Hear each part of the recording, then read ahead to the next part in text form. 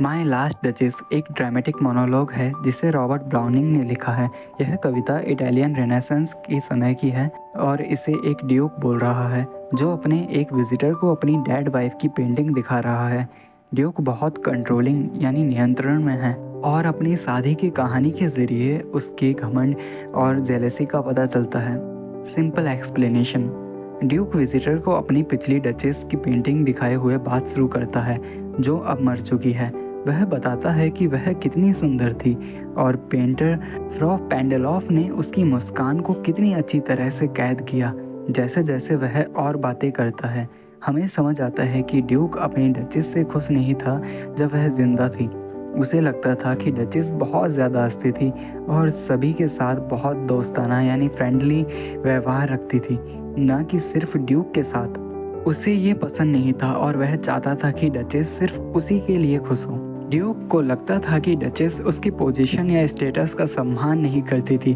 वह बताता है कि छोटी छोटी बातें जैसे कि दूसरों को देखकर उसकी मुस्कान या सिंपल गिफ्ट्स की तरफ अट्रैक्शन उसे डिसरिस्पेक्ट महसूस कराती थी।